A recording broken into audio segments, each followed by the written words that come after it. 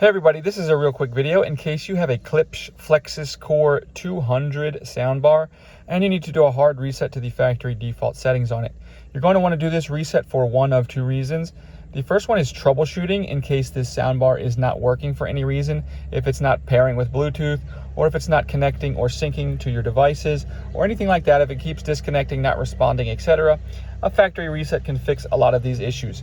Now you will need to set everything up again, and that's the second reason you might want to do this. If for whatever reason you just want to wipe all of the pairing history and everything like that off of it so that you can get it back basically to the way it was when it came out of the box, so you can set it up new, we can do that really quite easily. We're going to need power to the device, and we're just going to come in and find the power button here, and then just below the power button, the source button.